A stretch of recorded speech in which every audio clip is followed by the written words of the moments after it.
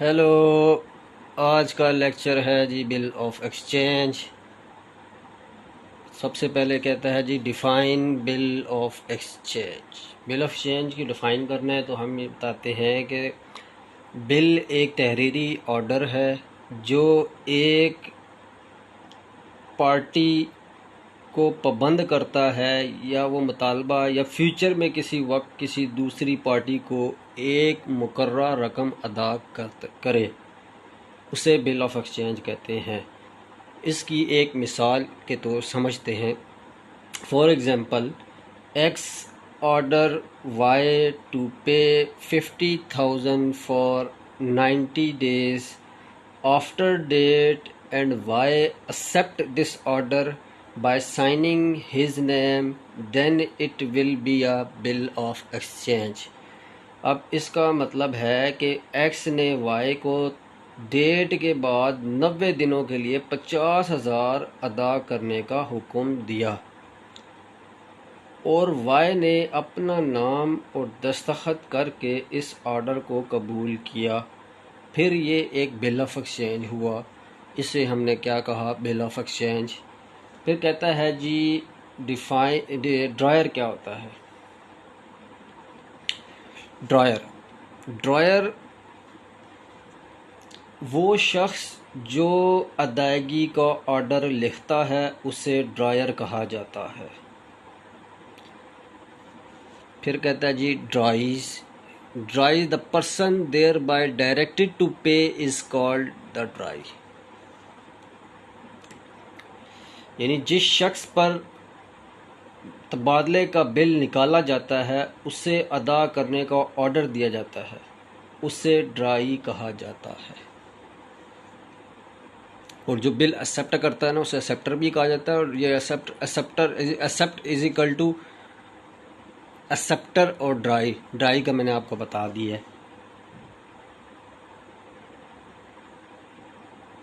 मतलब जिस शख्स पर तबादले का बिल निकाला जाता है उसे अदा करने का हुक्म दिया जाता है, ऑर्डर दिया जाता है कि वो इसे जो है ना ड्राई कहा जाता है। फिर कहता है पेई। पेई क्या होता है? इंटाइटल टू रिसीव मनी, जो हक रखता है कि अमाउंट को रिसीव करे, वो आपका पेई होता है।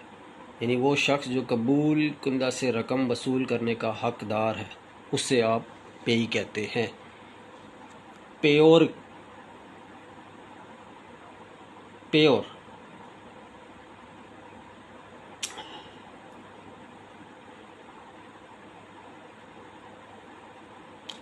यानी अदायगी करने वाले का दावा पूरा करने वाला, माली जिम्मेदारियों को तय करने वाला पर्सन। मिसाल के तौर पे चेक लिखने वाला शख्स अदा कुंदा है, या एक एम्प्लॉई जो अपने कारकुन को अदायगी करता है, वो आपका पेयर होता है, उसे आप पेयर कहते हैं। Define trade bill and accommodation bill. ठीक है जी, ट्रेड बिल और अकोमोडेशन बिल को डिफाइन करें। अच्छा, ट्रेड बिल जो होता है वो अगेंस्ट सेल एंड परचेज है, उसे ट्रेड बिल कहते हैं।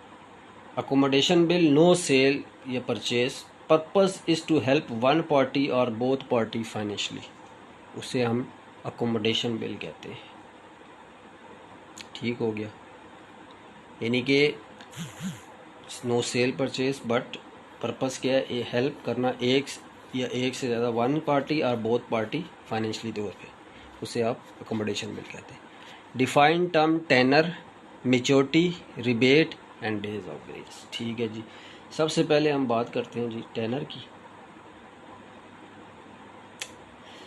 टेनर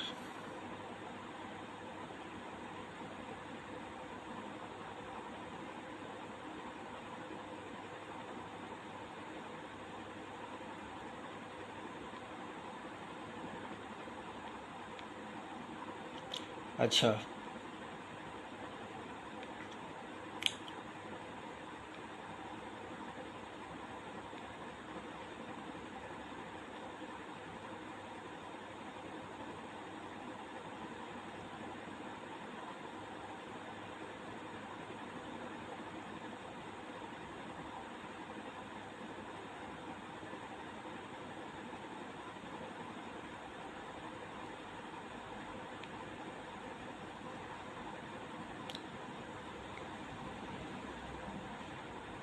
अच्छा, टेनर वो होता है जो टाइम की मुद्दत जिसके बाद तबादले का बिल मैच्योर होता है, उस बिल को टेनर कहा जाता है। इसको मिसाल के तौर पे हम समझते हैं।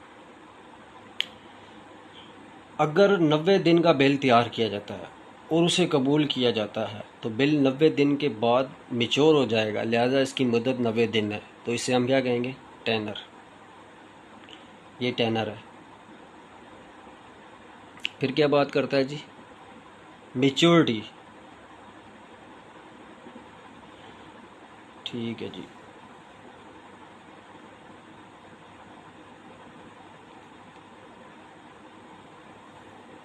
मैच्योरिटी जो है वो इस्तिलाह से मुराद वो तारीख या डेट, वो डेट जिस पर अदायगी के लिए एक बिल ऑफ एक्सचेंज या प्रोमिसरी नोट वाजिबुल अदा मैच्योरिटी की डेट पर पहुंचने में 3 दिन, जिन्हें डेज ऑफ ग्रेस के दिनों के नाम से जाना जाता है, इस डेट में शामिल करना ज़रूरी है। जिस पर क्रेडिटर की मियाद ख़त्म होने वाले रकम की काबिल अदायगी हो है, उसे हम मैच्योरिटी कहते हैं। रिबेट। रिबेट क्या होता है? छूट। एक रियायत है जो बिल के हामिल की तरफ से बिल की रकम की मैच्योरिटी से पहले अदा करने में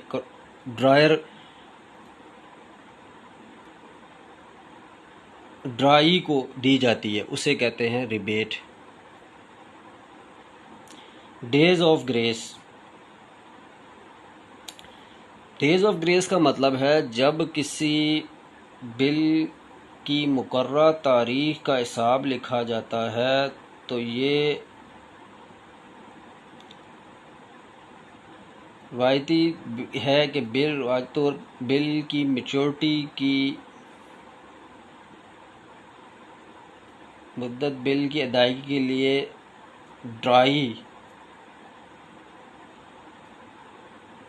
के लिए इजाफ़ी दिन दिए जाते हैं। 3 दिन इजाफ़ी दिए जाते हैं। इन इजाफ़ी दिन को डेज़ ऑफ ग्रेस कहा जाता है। मिसाल के तौर पर आपका एक बिल था, उसको जमा कराना है, ठीक है, आपका जो डेट थी 1/3/2022, ठीक है, उस पर मज़ीद 3 दिन आपको और दिए गए, उसे हम कहते हैं days of grace.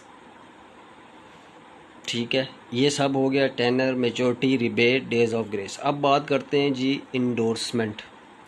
What do you mean by endorsement of bill? Endorsement of bill क्या होता है? यानी बिल ऑफ एक्सचेंज की इंडोर्समेंट से मुराद वो सूरत हाल है जब बिल का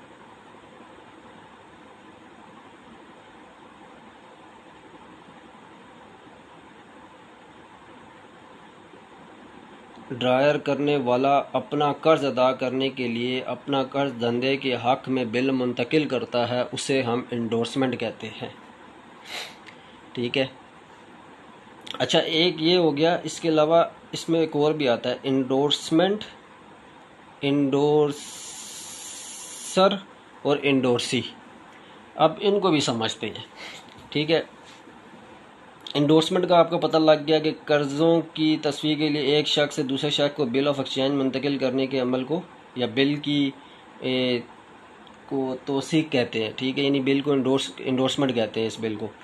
उसके बाद कहता है जी इंडोर्सर क्या है? इंडोर्सर वो शख्स जो बिल मुंतकिल करता है या इसको इंडोर्सर्स करता है, इससे इंडोर्सर कहा जाता है। ठीक है, और जिस शख्स को बिल मुंतकिल या इंडोर्स किया जाता है उसे इंडोर्सी कहा जाता है। ठीक है, ये भी तीनों हो गए। फिर आता है इसकी जर्नल एंट्री। जर्नल एंट्री इसकी क्या होती है जी? Journal entry of endorsement of bill: when bill is endorsed in A, who is holder of bill, endorse bill to A in the books of a endorser. B account debit, bill receivable account credit in the book of B, bill receivable account debit and A's account credit.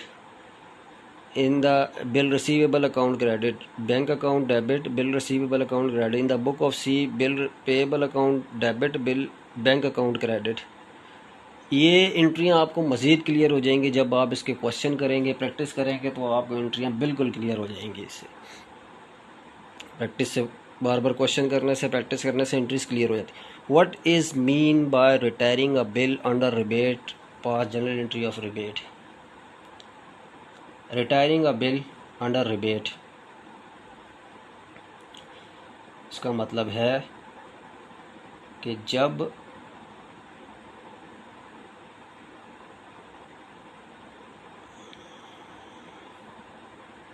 Bill मुकर्रर तारीख से पहले bill की अदायगी अगर किसी bill of exchange की रकम मुकर्रर तारीख से पहले अदा कर दी जाए तो उसे रिटायरिंग ऑफ बिल कहा जाता है। अब इसकी जर्नल एंट्री देखते हैं, ठीक है। मुकर्रर तारीख से पहले अदा कर दी जाए उसे क्या कहते हैं? Retiring a bill, bill of exchange. Retiring a bill of under rebate, ये मुख्तलिफ इसकी सूरत हाल है। इसमें रिटायर्ड है, बिफोर मेच्योरिटी अगर है, withdrawal of bill bye dryer है तो रिटायरमेंट ऑफ बिल है, रिबेट स्लैश डिस्काउंट इसी के कैश डिस्काउंट ट्रीटमेंट की सूरत में, एक्सपेंस आपके ड्रायर है, रेवेन्यू आपका सेप्टर है। ड्रायर्स की बुक्स में क्या एंट्री है, ड्राई की बुक में क्या एंट्री है? ड्रायर की बुक में आप cash account debit, rebate account debit, bill receivable account credit. Dry की बुक में bill payable account debit, cash account credit, rebate account credit. और रिबेट आप कितना परसेंट है इजिकल टू जो परसेंटेज होगी पर साल के हिसाब से कैलकुलेट करोगे, अगर मंथ के हिसाब से तो वो कैलकुलेट करोगे, जितनी भी क्वेश्चन में बताएगी उसके हिसाब से आप अप्लाई करोगे। तो आज यहीं तक। सी यू नेक्स्ट लेक्चर।